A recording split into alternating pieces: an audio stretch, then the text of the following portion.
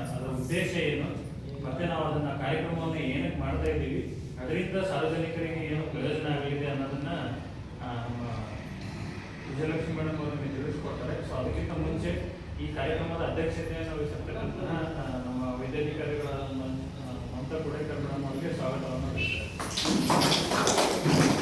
So ಅದೇ ರೀತಿ ಕಾರ್ಯಕ್ರಮಕ್ಕೆ ಮತ್ತೆ ಇನ್ನ ಇಬ್ಬರು ಅತಿಥಿಗಳನ್ನ ನಾವು ಸ್ವಾಗತವನ್ನು ಬಯಸೋದ್ರ ಮೂಲಕ ಕಾರ್ಯಕ್ರಮವನ್ನು ಆರಂಭ ಮಾಡ್ತಾ ಇದ್ದೀವಿ. ಸೊ ಈ ಕಾರ್ಯಕ್ರಮದ ಉದ್ದೇಶ ಏನು ಅನ್ನೋದನ್ನ ವಿಜಯಲಕ್ಷ್ಮಿ ಮಠದವರು ನಿಮಗೆ ತಿಳಿಸ್ಕೊಡ್ತಾರೆ. ಎಲ್ಲರಿಗೂ ನಮಸ್ಕಾರ. ಇವತ್ತಿನ ದಿನ ನಾವು ವಿಶ್ವ ಮಧುಮೇಹ ದಿನಾಚರಣೆ ಆಚರಿಸ್ತಾ ಇದ್ದೀವಿ. ಮಧುಮೇಹ ಅಂದ್ರೆ ಗೊತ್ತಾ? ಶುಗರ್ ಅಂದ್ರೆ ಗೊತ್ತಾಗತ್ತೆ? ಆರ್ಟಿಫಿಷಿಯಲ್ ಶುಗರ್ ಅಂದ್ರೆ ಎಲ್ಲರಿಗೂ ಗೊತ್ತಾಗ್ತದೆ. ಡಯಾಬಿಟಿಸ್ ಶುಗರ್ ಅಂತ ಇವತ್ತು ಡಯಾಬಿಟಿಸ್ ಡೇ ಅಂತ ಹೇಳಿ ಯಾಕೆ ಬರ್ತೈತಿ ಶುಗರ್? ಮಾತಾಡಿ ನೀವು. ಯಾಕೆ ಬರುತ್ತೆ ಶುಗರ್? ಜಾಸ್ತಿ ಬರೀ ಸಿಹಿ ಅಷ್ಟೇ ಬರ್ತದೆ, ಮತ್ತೆ ಬೇರೆ ಯಾವ್ದಾದ್ರು ಮುಖಾಂತರ ಬರುತ್ತಾ? ಅನುವಂಶೀಯವಾಗಿ ಅಂದ್ರೆ ನಮ್ಮ ಮನೇಲಿ ಯಾರಾದ್ರೂ ನಮ್ಮ ಹಿರಿಯರಿಗೆ ಇತ್ತು ಅಂತಂದ್ರೆ, ನಮ್ಮ ಅಪ್ಪ ಅಮ್ಮಗೆ ಅಥವಾ ನಮ್ಮ ಅಜ್ಜ ಅಜ್ಜಿಗೆ ಅನುವಂಶೀಯವಾಗಿ 120 ಮತ್ತೆ 40% ಅಂದ್ರೆ ತಂದೆ ತಾಯಿ ಇಬ್ಬರಿಗೂ ಇದ್ದು ನಮಗೆ 40% ಅಲ್ಲಿ ಬರುತ್ತೆ. ಅಥವಾ ತಂದೆ ಅಥವಾ ತಾಯಿ ಇಬ್ಬರಲ್ಲಿ ಒಬ್ಬರಿಗಿದ್ರೆ 20% ರಿಸ್ಕ್ ಅಲ್ಲಿ ಇರ್ತೀವಿ ಅಂತ ಅರ್ಥ. ಸೊ ಹಂಗೆ ಅನುವಂಶೀಯವಾಗಿ ಈ ಕಾಯಿಲೆ ಬರುತ್ತೆ. ಬಟ್ ಈ ಕಾಯಿಲೆ ಏನಪ್ಪಾ ಅಂದ್ರೆ ಒಂದ್ಸತಿ ಬಂದ್ರೆ ಹೋಗಲ್ಲ, ಸಾಯೋವರೆಗೂ ನಮ್ಮ ಜೊತೆಗೆ ಇರ್ತದೆ. ಗೊತ್ತಾಯ್ತಾ? ಮೊದಲೆಲ್ಲ ಇದು BP ಶುಗರ್ ಹೆಂಗೆ ಅಂತಂದ್ರೆ, BP ಶುಗರ್ ಇದ್ರೆ ಸ್ವಲ್ಪ ದೊಡ್ಡ ಮನೆ ಜನ ಬರ್ತೇವಪ್ಪ ಅನ್ನೋಂಗಿತ್ತು, ಅಂದ್ರೆ ಶ್ರೀಮಂತರ ಕಾಯಿಲೆ ನಂತರ ಇತ್ತು. ಇವಾಗ ಹೆಂಗಾಗ್ಬಿಟ್ಟಿದೆ ಅಂದ್ರೆ ಆಡೋವಶ ಎಲ್ಲರಿಗೂ ನೆಗಡಿ ಕೆಮ್ಮು ಹೆಂಗೆ ಕಾಮನ್ ಆಗಿ ಬರುತ್ತೆ, ಎಲ್ಲರಿಗೂ BP ಶುಗರ್ ಏನಾಗ್ಬಿಟ್ಟಿದೆ, ಕಾಮನ್ ಆಗಿ ಆಗ್ಬಿಟ್ಟಿದೆ. ಶುಗರ್ ಅನ್ನೋಕ್ಕಿಂತ ಡಯಾಬಿಟಿಸ್ ಅಂತ ನಾವೇನು ಹೇಳ್ತೀವಿ, ನಮ್ಮ ದೇಹದಲ್ಲಿ ಒಂದು ಪ್ರಮಾಣದಲ್ಲಿ ಇರಬೇಕು. ಆ ಪ್ರಮಾಣ ಜಾಸ್ತಿ ಆದಾಗ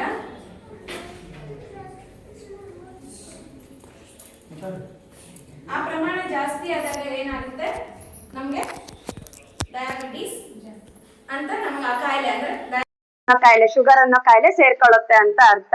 ಸೊ ನಮ್ ದೇಹದಲ್ಲಿ ಒಂದು ಅಂಗ ಇರುತ್ತೆ ಪ್ಯಾಂಕ್ರಿಯಾಸ್ ಅಂತ, ಅದು ನಮ್ಮ ಗ್ಲೂಕೋಸ್ ಮತ್ತೆ ಗ್ಲೂಕೇಟ್ ಲೆವೆಲ್ ಅನ್ನ ಬಾಡಿಲಿ ಬ್ಯಾಲೆನ್ಸ್ ಮಾಡ್ತಾ ಇರ್ತತಿ. ಸೊ ಯಾವಾಗ ಅದು ತನ್ನ ಕೆಲಸ ಮಾಡೋದನ್ನ ನಿಲ್ಸುತ್ತೋ, ಸೊ ಅವಾಗ ನಮ್ಗೆ ಏನಾಗುತ್ತೆ, ಬ್ಲಡ್ ಅಲ್ಲಿ ಶುಗರ್ ಲೆವೆಲ್ ಜಾಸ್ತಿ ಆಗ್ತಾ ಹೋಗುತ್ತೆ. ಅವಾಗ ನಮ್ಗೆ ಕಂಟ್ರೋಲ್ ಮಾಡ್ಕೊಳಕ್ಕೆ ಹೊರಗಡೆಯಿಂದ ನಾವು ಎಕ್ಸ್ಟ್ರಾ ಚಿಕಿತ್ಸೆಯನ್ನ ಪಡ್ಕೋಬೇಕು.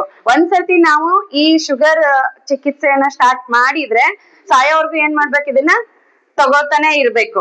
ಸೊ ಬರ್ಬಾರ್ದಂದ್ರೆ ಏನ್ ಮಾಡ್ಬೇಕು, ಅನುವಂಶೀಯವಾಗಿ ಒಂದ್ ರೀತಿ ಬಂದ್ರೆ ಇನ್ನೊಂದ್ ರೀತಿ ನಮ್ಮ ಫುಡ್ ಹ್ಯಾಬಿಟ್ ಅಂತ. ಸೊ ಸರಿಯಾದ ರೀತಿಯಲ್ಲಿ ಸರಿಯಾದ ಪ್ರಮಾಣದಲ್ಲಿ ಸರಿಯಾದ ಟೈಮ್ ಅಲ್ಲಿ ನಾವು ಊಟ ಮಾಡದೇ ಇರೋದು, ಮತ್ತೆ ಸಿಕ್ಕಿದ್ದ ಜಂಕ್ ಫುಡ್ ಆತರ ಎಲ್ಲ ಜಾಸ್ತಿ ತಿಂತಿರ್ತೀವಿ, ಒಬೆಸಿಟಿ ಜಾಸ್ತಿ ಆಗ್ತಾ ಹೋಗುತ್ತೆ. ಒಬೆಸಿಟಿಯಿಂದ ಮೈ ಜಾಸ್ತಿ ಆಗ್ತಾ ಹೋಗ್ತದೆ. ಹಂಗೆ ಒಂದ್ರಿಂದ ಒಂದು ಸೇರ್ಕೊಳ್ತಾ ಹೋಗುತ್ತೆ. ಇಂಥದ್ದೇ ಕಾರಣದಿಂದ ಹಿಂಗೆ ಬರುತ್ತೆ ಅಂತ ಹೇಳಕ್ಕಾಗಲ್ಲ. ಆಮೇಲೆ ಸುಮಾರು ಟೆನ್ಷನ್ ತಗೋತಾ ಇರ್ತೀವಿ, ಏನೋ ಒಂದ್ ಕೆಲ್ಸ ಬಂತು, ಏನೋ ಒಂದ್ ಮಾಡ್ತು ಅಂತ ಟೆನ್ಷನಿಗೂ ಕೂಡ ಬರುತ್ತೆ. ಬಟ್ ನಮ್ಮ ದೇಹದ ಆರೋಗ್ಯ ಪರಿಸ್ಥಿತಿಯಲ್ಲಿ ಏರುಪೇರು ಆದಾಗ ಈ BP ಶುಗರ್ ಅನ್ನೋದು ಸರ್ವೇ ಸಾಮಾನ್ಯವಾಗಿ ಇವಾಗ ಎಲ್ರಿಗೂ ಬರ್ತಾ ಇದೆ. ಯಾಕೆ ಬರ್ತಾ ಇದೆ ಅಂದ್ರೆ ನಮ್ಮ ಫುಡ್ ಹ್ಯಾಬಿಟ್ಗಳು ಸರಿಯಾಗಿಲ್ಲ. ಮೊದ್ಲಿಗೆ ಸಿಕ್ತಕ್ಕಂತ ಪೋಷಕಾಂಶಗಳು ಫುಡ್ ಅಲ್ಲಿ, ಆಹಾರದಲ್ಲಿ ನಾವೇನ್ ತಗೋತಾ ಇದೀವಿ ಇವಾಗ ಆ ಫುಡ್ ಇಲ್ಲ. ದಿನಾ ಬೆಳಗ್ಗೆ ರೊಟ್ಟಿ ತಿಂತೇವಿ, ಎಲ್ಲರೂ ಹೇಳ್ತಾರೆ. ಸುಮಾರು ಜನ ಇವಾಗ 100ರಲ್ಲಿ 100ಕ್ಕೆ 100 ಜನಕ್ಕೆ ನಾವು ಚೆಕ್ ಮಾಡಿದ್ರೆ ಕಡಿಮೆ ಅಂದ್ರೆ 60 ಜನಕ್ಕೆ ಏನಾಗಿರುತ್ತೆ, ಶುಗರ್ ಇರುತ್ತೆ, BP ಇರುತ್ತೆ. ಯಾಕೆ ಅಂತ ಕೇಳಿದ್ರೆ ಬಿಡ್ರಿ ಟೆನ್ಷನ್ಗೆ ಬರ್ತತಿ, ಅದ್ ಹೆಂಗ್ ಬಂದ್ ಸೇರ್ಕಂತ ಅಂತ ಈ ತರ ಹೇಳ್ತಾರೆ. ಮತ್ತೆ ಏನ್ ಊಟ ಮಾಡ್ತೀಯಾ ಅಂತ ಕೇಳಿದ್ರೆ ಎಲ್ಲಾರು ಅದನ್ನೇ ಹೇಳ್ತಾರೆ, ನಾವ್ ರೊಟ್ಟಿನ ತಿಂತೇವ್ರಿ, ಅನ್ನನ ಉಣ್ಣಲ್ಲ. ಈಗ ನಾವೆಲ್ಲ ಈ ಸೈಡ್ ರೊಟ್ಟಿ ತಿಂತೇವೆ, ಬೇರೆ ಕಡೆ ಎಲ್ಲ ಅಕ್ಕಿಗೆ ಊಟ ಮಾಡ್ತಾರೆ. ಅವ್ರಿಗೆ ಯಾಕೆ ಬರಲ್ಲ ಹಂಗಂದ್ರೆ ಶುಗರ್ ಅಲ್ವಾ? ಫುಡ್ ಹ್ಯಾಬಿಟ್ ನಮ್ದು ಸರಿಯಾಗಿ ಇಲ್ದೇ ಇದ್ರೆ ಅಂದ್ರೆ ಸರಿಯಾದ ಟೈಮ್ ಅಲ್ಲಿ ಸರಿಯಾದ ಪೋಷಕಾಂಶಗಳನ್ನ ಸರಿಯಾದ ಪ್ರಮಾಣದಲ್ಲಿ ತಗೊಳ್ದೇ ಇದ್ರು ಕೂಡ ಇದು ನಮ್ಗೆ ಎಫೆಕ್ಟ್ ಆಗುತ್ತೆ. ಸೊ ಹಾಗಾಗಿ ಪ್ರತಿ 30 ವರ್ಷದ ನಂತರ ಇದು ಸರ್ವೇ ಸಾಮಾನ್ಯ ಎಲ್ರಿಗೂ ಬರ್ಬೋದು ಅಂತ ಒಂದು WHO ಕಡೆಯಿಂದ ಒಂದು ಆದೇಶ ಬಂದು ಏನಿದೆ ಅಂತಂದ್ರೆ 30 ವರ್ಷದ ನಂತರ ಯಾರೆಲ್ಲ ಇದೀರಾ ಅವರೆಲ್ಲ ಪ್ರತಿ 6 ತಿಂಗಳಿಗೆ ಒಂದ್ಸರ್ತಿ BP ಶುಗರ್ ಅನ್ನ ಚೆಕ್ ಮಾಡಿಸ್ಕೊತಾ ಇರ್ಬೇಕು. ಅಂದ್ರೆ ನಮ್ಮ ಬಾಡಿಲಿ ನಮ್ ಬ್ಲಡ್ ಅಲ್ಲಿ ಎಷ್ಟು ಪ್ರಮಾಣದಲ್ಲಿ ಶುಗರ್ ಲೆವೆಲ್ ಇದೆ, ಎಷ್ಟು ಪ್ರಮಾಣ ನಮ್ಗೆ BP ಇದೆ ಅನ್ನೋದನ್ನ ನಾವು ಪ್ರತಿ 6 ತಿಂಗಳಿಗೆ ಒಂದ್ಸರ್ತಿ ಚೆಕ್ ಮಾಡಿಸ್ಕೋಬೇಕು. ಅದಕ್ಕೋಸ್ಕರ ಅಂತಾನೆ ಪ್ರತಿ ಹಳ್ಳಿಯಲ್ಲೂ ಕೂಡ ನಾವು ಸಮುದಾಯ ಆರೋಗ್ಯ ಅಧಿಕಾರಿಗಳು ಅಂತಿದ್ದಾರೆ, ಪ್ರೈಮರಿ ಹೆಲ್ತ್ ಕೇರ್ ಆಫೀಸರ್ಸ್ ಅಂತಿದ್ದಾರೆ. ಪ್ರತಿಯೊಂದು ಕಡೆನೂ ನಿಮ್ಗೆ ಶುಗರ್ ಕ್ಯಾಂಪ್, BP ಕ್ಯಾಂಪ್ ಕಡೆ ಮಾಡ್ತಾ ಇರ್ತಾರೆ. ಅಟ್ಲೀಸ್ಟ್ 6 ತಿಂಗಳಿಗೆ ಅಂದ್ರೆ ತುಂಬಾ ದೂರ ಆಗುತ್ತೆ.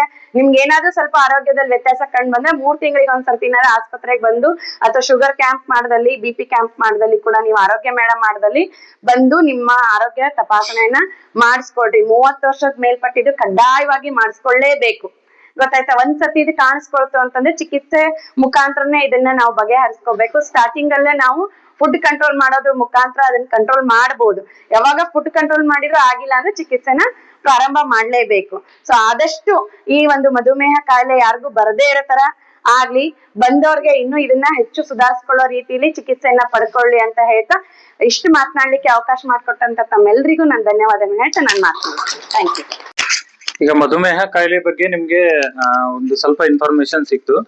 ಸೊ ಇದನ್ನ ಬಂದ ಮೇಲೆ ಯಾವ ರೀತಿ ತಡೆಗಟ್ಟಬಹುದು, ಬರೋದಕ್ಕಿಂತ ಮುಂಚೆ ಯಾವ ರೀತಿ ತಡೆಗಟ್ಟಬಹುದು ಅನ್ನೋದನ್ನ ಒಂದ್ 2 ನಿಮಿಷದಲ್ಲಿ ನಿಮ್ಗೆ ಹೇಳಕ್ ಇಷ್ಟಪಡ್ತೀನಿ. ಏನಂದ್ರೆ ಮಧುಮೇಹ ಕಾಯಿಲೆ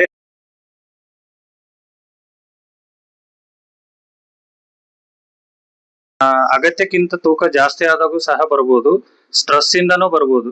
ಸೊ ಈ ಎಲ್ಲಾ ಕಾರಣಗಳಿಂದ ಮತ್ತೆ ಇದು ಅಲ್ದಲೆ ಸಹ ಬರ್ಬೋದು. ಇದು ಒಬ್ಬರಿಂದ ಒಬ್ಬರಿಗೆ ಹರಡುವಂತ ರೋಗ ಅಲ್ಲ.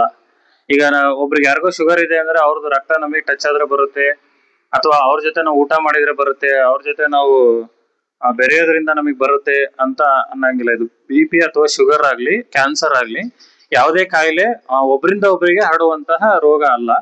ಸೊ ಹಾಗಾಗಿ ಈ ಕಾಯಿಲೆಗೆ ಚಿಕಿತ್ಸೆ ಕೂಡ ಇದೆ.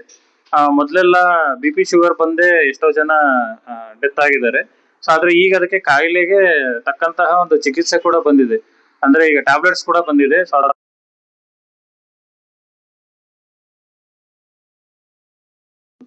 ಸೊ ತಗೊಂಬಂದು ಈ ಅನುವಂಶಿಕ ಅಂದ್ರೆ ಒಬ್ಬರಿಂದ ಒಬ್ಬರಿಗೆ ಹರಡದೇ ಇರುವಂತಹ ರೋಗಗಳನ್ನ ತಡೆಗಟ್ಟಲಿಕ್ಕೆ ಒಂದು ಮಹೋನ್ನತವಾದ ಹೆಜ್ಜೆಯನ್ನು ಇಟ್ಟಿದ್ದಾರೆ. ಸೊ ಅದನ್ನ ತಡೆಗಟ್ಟಲಿಕ್ಕೆ ವಿವಿಧ ರೀತಿಯಲ್ಲಿ ಎಲ್ಲಾ ಸರ್ಕಾರಿ ಆಸ್ಪತ್ರೆಗಳಲ್ಲೂ ಸಹ ಚಿಕಿತ್ಸೆ ಸಿಗೋ ರೀತಿ ನೋಡ್ಕೊಳ್ತಾ ಇದ್ದಾರೆ. ಅದನ್ನ ಸದುಪಯೋಗ ಪಡಿಸ್ಕೊಳ್ಳಿ. ಚಳಿಗೇರಲ್ಲೂ ಸಹ 2 ಉಪಕೇಂದ್ರಗಳಿದೆ ಮತ್ತು ಒಂದು ಹಾಸ್ಪಿಟಲ್ ಇಲ್ಲಿ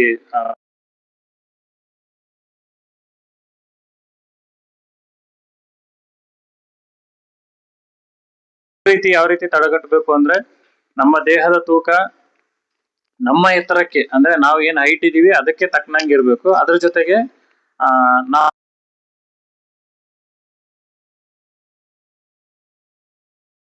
ಅಥವಾ ಊಟದಲ್ಲಿ ಏನೋ ಬದಲಾವಣೆನೋ ಈ ರೀತಿ ಮಾಡೋದ್ರಿಂದನೂ ಸಹ ತಡೆಗಟ್ಟಬಹುದು. ಈಗ ನನ್ನ ತಂದೆ ತಾಯಿಗಿದೆ ನನಗ್ ಬರ್ಬೋದು ಅನ್ನೋದು 50% ಚಾನ್ಸ್ ಇದ್ರೆ, ಸೊ ಅದನ್ನ ನಾವು ಬರ್ದೇ ರೀತಿ ಯಾವ ರೀತಿ ತಡೆಗಟ್ಟಬಹುದು ಅಂದ್ರೆ ಅದೇ ಫಿಸಿಕಲ್ ಆಕ್ಟಿವಿಟೀಸ್ ಇರ್ಬೇಕು. ಅಂದ್ರೆ ಬೆವರು ಬರ್ಬೇಕು. ನಾವು ಡೈಲಿ 1 hour ಅಟ್ಲೀಸ್ಟ್ ನಾವು ಬೆವತ್ರೆ ಸೊ ಅವಾಗ ಶುಗರ್ ಅನ್ನ ನಾವು ಕಂಟ್ರೋಲ್ ಮಾಡ್ಲಿಕ್ಕೆ ಅಥವಾ ಬರದೇ ಇರೋ ಇಷ್ಟು ಈ ಕಾರ್ಯಕ್ರಮದ ಉದ್ದೇಶ. ಈ ಕಾರ್ಯಕ್ರಮ ಉದ್ದೇಶಿಸಿ ನಮ್ಮ ವೈದ್ಯಾಧಿಕಾರಿಗಳು ಸಹ 1-2 ಮಾತನಾಡಿದ್ರು. ನಮಸ್ಕಾರ. ಹಲೋ, ಎಲ್ಲರಿಗೂ ನಮಸ್ಕಾರ. ಇವಾಗ ಇದ್ರ ಬಗ್ಗೆ ಎಲ್ಲ ನಿಮಗೆ ಮಾಹಿತಿ ಅವಾಗಲೇ ಕೊಟ್ಟಿದ್ದಾರೆ ಸಿಸ್ಟರ್ ಮತ್ತೆ ಸರ್ ಇಬ್ರು ಎಲ್ಲ ಕೊಟ್ಟಿದ್ದಾರೆ. ಅದ್ರ ಜೊತೆಗೆ ಅಂತ ಹೇಳಿದ್ರೆ ನಮ್ಮ ಭಾರತ ಅನ್ನೋದು ಇವಾಗ ಮಧುಮೇಹಕ್ಕೆ ಫಸ್ಟ್ ಆಗ್ಬಿಟ್ಟಿದೆ ಎಲ್ಲಾದ್ರಲ್ಲೂ. ಓಕೆ, ಮಧುಮೇಹ ಒಂದೊಂದ್ ಮನೆಯಲ್ಲೂ ಒಬ್ರೊಬ್ರು ಇದ್ದೇ ಇದ್ದಾರೆ. ಶುಗರ್ ಇರೋ ಪೇಷಂಟ್ ಸಿಗ್ತಾರೆ ತಾನೆ, ಅಷ್ಟು ಜನ ಆಗ್ಬಿಟ್ಟಿದ್ದಾರೆ. ಏನಕ್ಕೆ ಅಂತ ಹೇಳಿದ್ರೆ ತೂಕ ಇಳಿಸ್ರಿ ಅಂತ ಹೇಳಿ ಎಲ್ಲರೂ ಹೇಳ್ತಿರ್ತೀವಿ. ತೂಕ ಮೇನ್ ಅಂತ ಹೇಳಿದ್ರೆ ಒಬೆಸಿಟಿ ಅನ್ನೋದು ತುಂಬಾ ಇದು ಆಗ್ಬಿಟ್ಟಿದೆ ಎಲ್ಲರಿಗೂ ಅಷ್ಟೇ. ತೂಕ, ಸ್ಟ್ರೆಸ್ ಇವೆರಡರಿಂದ ಮತ್ತೆ ತೂಕ ಏನಕ್ಕೆ ಬರ್ತಿದೆ ಅಂತ ಹೇಳಿದ್ರೆ ಅವಾಗಲೇ ಅವರು ಹೇಳಿದ್ದಾರೆ ಸಮತೋಲನ ಆಹಾರ ಯಾರು ನಾವು ನೀಟಾಗಿ ತಗೊಂತಾ ಇಲ್ಲ. ಜಂಕ್ ಫುಡ್ ಅನ್ನೋದು ಅಥವಾ ಎಲ್ಲರೂ ಇವಾಗ ಅನ್ನ ಅನ್ನೋದು ಜಾಸ್ತಿ ಇಂಪಾರ್ಟೆಂಟ್ ಕೊಟ್ಬಿಟ್ಟಿದೀವಿ ನಾವ್ ಇವಾಗ. ಬೆಳಿಗ್ಗೆ ಎಲ್ಲಾ ಪಲಾವು ಎಲ್ಲಾ ಬಾತ್ಗಳು ಅದೇ ಸ್ಟಾರ್ಟ್ ಆಗ್ಬಿಟ್ಟಿದಾವೆ. ರೊಟ್ಟಿಗಿಂತ ಜಾಸ್ತಿ ನಾವು ಅದ್ರ ಬಗ್ಗೆ ಇದ್ ಮಾಡ್ತೀವಿ. ಮತ್ತೆ ಅದ್ರ ಜೊತೆಗೆ ಮಕ್ಳಿಗೂ ಅಷ್ಟೇ. ಇವಾಗ ಮಕ್ಕಳು ಸ್ವಲ್ಪ ಈ ತರ ಇವಾಗ ಸಣ್ಣ ಮಕ್ಳಿದಾರೆ ಅಂದ್ರೆ ಹಠ ಮಾಡ್ತಾರೆ ಅನ್ನೋದು ಅವ್ರಿಗೆ ಕೊಡೋದು, ಅಂಗಡಿ ಪದಾರ್ಥಗಳನ್ನ ಕೊಡೋದು. ಇಲ್ಲ ಅಂದ್ರೆ ಅವ್ರಿಗೆ ಏನ್ ಬೇಕು, ರೊಟ್ಟಿ ಅಂದ್ರೆ ಇವಾಗ ಜಾಸ್ತಿ ಯಾರು ಕೊಡೋದಿಲ್ಲ. ಯಾರು ಮಕ್ಳಿಗೆ ಆತರ ಕೊಡೋದಿಲ್ಲ. ಅವ್ರಿಗೆ ಅದೇ ರೂಢಿ ಆಗಿರುತ್ತೆ.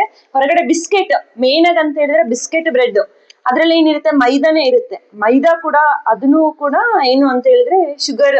ಇವಾಗ ಇಲಿಗಳಲ್ಲೆಲ್ಲ ಇವಾಗೆಲ್ಲ ಸಂಶೋಧನೆ ನಡೆಸಿದ್ದಾರೆ.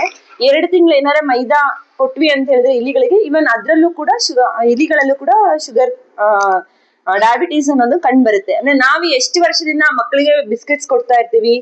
ಕೊಡ್ತಾನೆ ಇರ್ತೀವಿ. ಇವಾಗ ಊಟ ಮಾಡಲ್ಲ, ಒಂದ್ ಪ್ಯಾಕೆಟ್ ಬಿಸ್ಕೆಟ್ ಕೊಟ್ಬಿಡ್ತೀವಿ. ತಿಂಡಿ ತಿನ್ನಲ್ಲ, ಒಂದ್ ಪ್ಯಾಕೆಟ್ ಬಿಸ್ಕೆಟ್, ಇಲ್ಲಾಂದ್ರೆ ಬ್ರೆಡ್ ಕೊಟ್ಬಿಡ್ತೀವಿ. ಹಾಲು ಬ್ರೆಡ್ ತಿನ್ನಮ್ಮ, ಇಲ್ಲಾಂದ್ರೆ ಚಾ ಬ್ರೆಡ್ ತಿನ್ನೋ, ಅಟ್ಲೀಸ್ಟ್ ಹೊಟ್ಟೆ ತುಂಬಲಿ ಅಂತ ನಂಗೆ ಥಿಂಕ್ ಮಾಡ್ತೀವಿ. ಇವಾಗ ಇವನ್ ಮಕ್ಕಳಲ್ಲೂ ಕೂಡ ನಾವು ಅದನ್ನ ಮೆಲ್ಮೆಲ್ಲಿಗೆ ಇದ್ ಮಾಡ್ತಾ ಇದೀವಿ. ಎಷ್ಟೋ ಜನ ಮಕ್ಕಳಿಗೂ ಕೂಡ ಶುಗರ್ ಅನ್ನೋದು ಬಂದಿರೋದಿದೆ. ಇಲ್ಲ ಅಂತ ಹೇಳಿದ್ರು ಕೂಡ ಅದ್ರ ನಂತರ ಅದು ಏನಂತ ಹೇಳ್ತಾರೆ ಅಂತ ಹೇಳಿದ್ರೆ ಇನ್ಸುಲಿನ್ ಡಿಪೆಂಡೆಂಟ್, ಅಂದ್ರೆ ಮಗುಗೆ ಹುಟ್ಟತಾ ಇಂದಾನೆ ಅವಾಗಿಂದಾನೆ ಶುಗರ್ ಬಂದಿರುತ್ತೆ. ಅದು ಬೇರೆ ತರನೇ, ಪ್ಯಾಂಕ್ರಿಯಾಸ್ ಅಲ್ಲಿ ಇನ್ಸುಲಿನ್ ಅನ್ನೋದು ಸೆಕ್ರೆಟೇ ಆಗ್ತಾ ಇರಲ್ಲ ಅವರಿಗೆ, ಅದಕ್ಕೋಸ್ಕರ ಅದು ಬೇರೆ ತರ ಆಗುತ್ತೆ. ಬಟ್ ಇವಾಗ ನಾವು ಈ ತರ ಫುಡ್ಸ್, ಈ ತರದ್ದೆಲ್ಲ ಯಾವ್ದು ಅನಾರೋಗ್ಯಕರವಾದ ಆಹಾರಗಳನ್ನ ಮಕ್ಕಳಿಗೆ ನಾವು ಪ್ರಚೋದನೆ ಮಾಡ್ತಾ ಇದೀವಿ. ಅವ್ರಿಗೆ ಅದನ್ನ ಕೊಡ್ತಾ ಇದೀವಿ ನಾವು. ಮಾಟ ಕಡಿಮೆ ಆದ್ರೆ ಸಾಕು ಅನ್ನೋದು ಅವ್ರಿಗೆ ಕೊಡ್ತಾ ಇದೀವಿ. ಅದ್ರಿಂದ ಏನಾಗ್ತಿದೆ ಅಂತ ಹೇಳಿದ್ರೆ ಇವನ್ ಅವ್ರ ಫುಡ್ ಬಿಹೇವಿಯರ್ ಎಲ್ಲ ಚೇಂಜಸ್ ಆಗ್ಬಿಟ್ಟು ಒಬೇಸಿಟಿ ಬರುತ್ತೆ, ಅಂದ್ರೆ ತೂಕ ಜಾಸ್ತಿ ಆಗೋದು. ನಮಗೇನು ಮಗು ಚೆನ್ನಾಗಿ ಗುಂಡ್ಗುಂಡಕ್ಕಿದ್ರೆ ಸಾಕಷ್ಟೇ, ಅದ್ರ ಆರೋಗ್ಯ ಬಗ್ಗೆ ನಮಗ್ ಒಳಗಡೆ ಗೊತ್ತಿರಲ್ಲ ಏನಾಗ್ತಿರುತ್ತೆ ಅಂತೇಳಿ. ದಪ್ಪ ಇರ್ತಾರೆ ಬಟ್ ಆ ಒಳಗಡೆ ಏನು ಶಕ್ತಿ ಇರಲ್ಲ. HB ಎಲ್ಲ ಚೆಕ್ ಮಾಡಿದಾಗ ತುಂಬಾ ಕಡಿಮೆ ಇರುತ್ತೆ. ಈವನ್ ದಪ್ಪ ಇರೋರಿಗೆ ಜಾಸ್ತಿ ಕಾಯಿಲೆಗಳು ಬರ್ತಾ ಇರೋದು ಇವಾಗ. ಅದಕ್ಕೋಸ್ಕರ ತೂಕನ ಕಡಿಮೆ ಮಾಡ್ಬೇಕು. ಮಕ್ಕಳಲ್ಲಿ ನಾವು ಇವಾಗ್ಲಿಂದಾನೇ ಒಳ್ಳೆ ಆರೋಗ್ಯಕರವಾದ ಊಟ, ಯಾವ್ದೇ ಫುಡ್ಸ್ ಆಗ್ಲಿ ನಾವು ಅವರಿಗೆ ತಿಳಿಸ್ಬೇಕು. ನಾವು ಕೂಡ ಅದನ್ನೇ ಇದ್ ಮಾಡ್ಬೇಕು. ಇವಾಗ ಗೋಬಿ ಮಂಚೂರಿ ಎಲ್ಲ ಇವಾಗೆಲ್ಲ ಸ್ಟಾಲ್ಸ್ ಚಳಗಿರಲು ಬಂದಿದೆ ಅನ್ಸುತ್ತಲ್ಲ, ಬಂದಿದೆನಾ? ಬಂದಿದೆ ಅಲ್ವಾ? ಎಷ್ಟೆಲ್ಲ ಮಕ್ಳೆಲ್ಲ ಬೇಕು ಬೇಕು ಅಂತ ಹಠ ಮಾಡ್ತಾರೆ. ನೀವು ವಾರಕ್ಕೆ ಒಂದ್ಸತಿ ಹೋಗ್ತೀರಾ, ಇಲ್ಲಾಂದ್ರೆ ತರ್ಸ್ಕೊಂತೀರಾ ಅಲ್ವಾ? ತರ್ಸ್ಕೊಂತಿರ್ಬೋದು. ಆತರ ಎಲ್ಲ ಮಾಡಕ್ ಹೋಗ್ಬೇಡಿ. ಏನೇ ಇದ್ರು ಕೂಡ ಮನೆಯಲ್ಲಿ ಮಾಡ್ಕೊಳ್ಳಿ. ನಿಮ್ದೆ ಮನೆಯಲ್ಲೇ ಒಳ್ಳೆ ಎಣ್ಣೆನ ತರ್ಸ್ಕೊಂಡು ಅದ್ರಿಂದ ಮಾಡ್ಕೊಳ್ಳಿ. ಈ ತರದ್ದೆಲ್ಲ ಮಕ್ಳಿಗೆಲ್ಲ ಇವಾಗ್ಲಿಂದಾನೇ ರೂಢಿ ಮಾಡ್ಸಕ್ ಹೋಗ್ಬೇಡಿ. ಮತ್ತೆ ಅದ್ರ ಜೊತೆಗೆ ಆದಷ್ಟು ನಿಮ್ಮ ತೂಕನ ಇಳ್ಸಕ್ಕೋಸ್ಕರನೇ ನೀವು ಎಕ್ಸಸೈಸ್ ಇಲ್ಲ ಅಂತ ಹೇಳಿದ್ರು ಸ್ವಲ್ಪ ಅಡ್ಡಾಡ್ಬೇಕು ಜಾಸ್ತಿ. ಊಟ ಮಾಡಿದ ತಕ್ಷಣ ಮಿನಿಮಮ್ ಒಂದು 15 ಮಿನಿಟ್ಸ್ 15 ನಿಮಿಷದಿಂದ ಒಂದ್ ಅರ್ಧ ಗಂಟೆ ಅಡ್ಡಾಡಿದ್ರೆ ನಮ್ ಬ್ಲಡ್ ಶುಗರ್ ಲೆವೆಲ್ ಕಡಿಮೆ ಆಗುತ್ತೆ ಅಂತ ಹೇಳ್ತಾರೆ. ತುಂಬಾ ವಯಸ್ಸಾಗಿರೋರು, ಅವ್ರಿಗೆ ಅಡ್ಡಾಡಕ್ ಆಗ್ತಾ ಇಲ್ಲ ಅಂತ ಹೇಳಿದ್ರೆ ಅಟ್ಲೀಸ್ಟ್ ಕುತ್ಕೊಂಡಿರೋ ಕಡೆನೆ ಕಾಲ್ನ ಹೀಗೆ, ಇದು ಕಾಫ್ ಮಸಲ್ಸ್ ಅಂತ ಹೇಳ್ತಾರೆ. ಇದನ್ನ ಈ ಕಾಫ್ ಮಸಲ್ಸ್ ಅಂತ ಹೇಳ್ತಾರೆ. ನಿಮ್ಗೆ ಅಡ್ಡಾಡಕ್ ಜಾಸ್ತಿ ಆಗ್ತಾ ಇರಲ್ಲ ಅಂತ ಹೇಳಿದ್ರೆ ಇದನ್ನ ಜಸ್ಟ್ ಹಿಂಬಡಿನ ಮೇಲೆ ಮಾಡ್ತಿರ್ಬೇಕು. ಅವಾಗ ಎಲ್ಲೆಲ್ಲಿ ಕುತ್ಕೊಂಡಿರ್ತೀರಾ ಇವನ್ ಅದ್ರಿಂದನೂ ಬ್ಲಡ್ ಶುಗರ್ ಲೆವೆಲ್ಸ್ ಕಡಿಮೆ ಆಗುತ್ತೆ. ಯಾರಿಗೆ ಅಡ್ಡಾಡಕ್ ಆಗೋರು ಅಡ್ಡಾಡ್ರಿ, ಅರ್ಥ ಆಯ್ತಾ? ಇವಾಗ ನಾವು ಅಲ್ಲಿ ಕುತ್ಕೊಂಡಿರ್ತೀವಿ, ತುಂಬಾ ನಮ್ದಂತೂ ಕುತ್ಕೊಂಡಿರೋದೆ. ನೀವನ್ ನಮಿಗೂ ಅಷ್ಟೇ, ಅದೇನ್ ಬಿಡ್ಲಿಲ್ಲದಿದ್ದು ಅಲ್ಲ. ಮತ್ತೆ ಅನುವಂಶಿಕನು ಇರುತ್ತೆ ಅಂತ ಹೇಳ್ತಾರೆ. ಅದಕ್ಕೋಸ್ಕರ ನಾವೆಲ್ಲ ಹೆಂಗ್ ಕಂಟ್ರೋಲ್ ಮಾಡ್ಬೇಕಂದ್ರೆ ಈ ತರದ್ದೆಲ್ಲ ಎಕ್ಸರ್ಸೈಸ್ ಮಾಡಕ್ ಆಗ್ಲಿಲ್ಲ ಅಂದ್ರೆ ಅಟ್ಲೀಸ್ಟ್ ಸ್ವಲ್ಪ ವಾಕ್ ಮಾಡ್ಬೇಕು. ಮತ್ತೆ ಕುತ್ಕೊಂಡಿರೋ ಕಡೆ ಎಲ್ಲೆಲ್ಲಿ ನೀವು ಕುತ್ಕೊಂಡಿರ್ತೀರೋ ಕಾಫ್ ಮಸಲ್ಸ್ ಎಕ್ಸರ್ಸೈಸ್ ಮಾಡೋದು ತುಂಬಾ ಒಳ್ಳೇದು. ಅದರಿಂದನೂ ಬ್ಲಡ್ ಶುಗರ್ ಲೆವೆಲ್ ಕಂಟ್ರೋಲಿಗೆ ಬರುತ್ತೆ ಅಂತ ಹೇಳ್ತಾರೆ. ಅದ್ರ ಜೊತೆಗೆ ಮತ್ತೆ ನಮ್ದು ಚಳ್ಳಗೇರಿಯಲ್ಲಿ ಒಂದು ಒಳ್ಳೇದು ಅಂತ ಹೇಳಿದ್ರೆ ಇದಕ್ಕೋಸ್ಕರ ಆಸ್ಪತ್ರೆನೂ ಇದೆ, ಮತ್ತೆ 2 ಸಮುದಾಯ ಆರೋಗ್ಯ ಕೇಂದ್ರಗಳಿದೆ. ಬೇರೆ ಹಳ್ಳಿಗಳಿಗೆಲ್ಲ ಕಂಪೇರ್ ಮಾಡಿದ್ರೆ ನಾವೆಲ್ಲ ನಿಜವಾಗ್ಲೂ ಭಾಗ್ಯವಂತರು. ಈ ತರ 3 ನಮಗೆ ಸಂಸ್ಥೆಗಳಿದೆ, 2 ಆರೋಗ್ಯ ಕೇಂದ್ರಗಳು ಮತ್ತೆ 1 ನಮ್ಮ ಆಸ್ಪತ್ರೆ. ಅದು ಬಿಟ್ಟು ಮತ್ತೆ ಪ್ರೈವೇಟ್ ಆಸ್ಪತ್ರೆಗಳಿರ್ಬೋದು. ನಾವ್ ಇವಾಗ ಗೌರ್ಮೆಂಟ್ ಇಂದ ಹೇಳ್ತಿರೋದಂದ್ರೆ 3 ಆಗುತ್ತೆ. ಅದಕ್ಕೋಸ್ಕರ ನಾವು ಖುಷಿ ಪಡ್ಬೇಕು. ಏನಕ್ಕಂದ್ರೆ ಇಷ್ಟೆಲ್ಲ ಆರೋಗ್ಯ ಸಿಬ್ಬಂದಿಗಳೇ ನಮಗಿದ್ದಾರೆ. ಅದ್ರ ಉಪಯೋಗನ ಕೂಡ ನೀವೆಲ್ಲ ಮಾಡ್ಕೊಳ್ಳಿ. ಅವಾಗವಾಗ ಬ್ಲಡ್ ಶುಗರ್ ಕ್ಯಾಂಪ್ ಮಾಡ್ತಾ ಇರ್ತಾರೆ. ಸುಮ್ನೆ ನಾವ್ ಮಾಡಿಸ್ಕೊಂಡ್ರೆ ನಮಗ್ ಭಯ ಆಗತ್ತೆ, ಮತ್ ಬಂದ್ಬಿಡದೆ ಅಂತ ಹೇಳ್ಬಿಟ್ಟು ನಮಗೊಂದ್ ಪಟ್ಟಿ ಹಚ್ಬಿಡ್ತಾರೆ ಇವ್ರು ಅಂತೇಳಿ ಇದ್ ಮಾಡ್ಕೊಳಕ್ ಹೋಗಿ ಯಾರು ಹೆದರ್ಸಕ್ ಇಲ್ಲ. ಇಲ್ಲಿ ನಿಮ್ಮ ಆರೋಗ್ಯ ಬಗ್ಗೆ ನಿಮಗೆ ತಿಳುವಳಿಕೆ ಹೇಳ್ತಿದಾರೆ ಅಷ್ಟೇ. ಯಾವಾಗ ನಿಮ್ ಏರಿಯಾದಲ್ಲಿ ಆಶಾ ಕಾರ್ಯಕರ್ತರು ಬಂದು ಹೇಳ್ತಿರ್ತಾರಲ್ಲ ಕ್ಯಾಂಪ್ ಇರುತ್ತೆ ಅಂತೇಳಿ, ಅವಾಗ ಬಂದು ಅವ್ರಿಗೆ ಸಹಕರಿಸಿ ನಿಮ್ ಆರೋಗ್ಯನ ಹೇಗಿದೆ ಅಂತ ಹೇಳ್ಬಿಟ್ಟು ತಿಳ್ಕೊಳ್ಳಿ. ಆಮೇಲೆ ಅದ್ರ ನಂತರ ಕೂಡ ನಿಮಗೆ ಏನೇನ್ ಮೆಡಿಸಿನ್ಸ್ ಬೇಕಾಗಿರುತ್ತಲ್ಲ, ಪ್ರಾಥಮಿಕ ಆರೋಗ್ಯ ಕೇಂದ್ರದಲ್ಲಿ ಏನೇನ್ ಮೆಡಿಸಿನ್ಸ್ ಬೇಕಲ್ಲ ಅಷ್ಟು ಮಟ್ಟದಲ್ಲಿ ನಮ್ಮ ಆರೋಗ್ಯ ಸಂಸ್ಥೆಯಲ್ಲಿ ಎಲ್ಲ ಮೆಡಿಸಿನ್ಸ್ ಅವೈಲೇಬಲ್ ಇದೆ. ಅದನ್ನೆಲ್ಲ ತಗೋಬಹುದು. ಅಕಸ್ಮಾತ್ ಆಗಿ ಅದರಿಂದ ಕಂಟ್ರೋಲ್ ಆಗ್ತಾ ಇಲ್ಲ ಅಂತ ಹೇಳಿದ್ರೆ ಅವಾಗ ನಾವು ನಿಮಗೆ ಮುಂದೆ ರೆಫರ್ ಮಾಡ್ತೀವಿ. ಇಲ್ಲಿ ಆಗ್ತಾ ಇಲ್ಲ ಅಂತ ಹೇಳಿದಾಗ ಅವಾಗ ಅದ್ರ ನೆಕ್ಸ್ಟ್ ಲೆವೆಲ್ನ ನಾವು ತಾಲೂಕ್ ಮಟ್ಟದಲ್ಲಿ ನೀವು ಅದ್ರದ್ದು ಚಿಕಿತ್ಸೆಯನ್ನ ಪಡ್ಕೋಬಹುದು ಅಂತ ಹೇಳ್ತಾ 1-2 ಮಾತನ್ನ ಮುಗಿಸ್ತಾ ಇದ್ದೀನಿ. Thank you.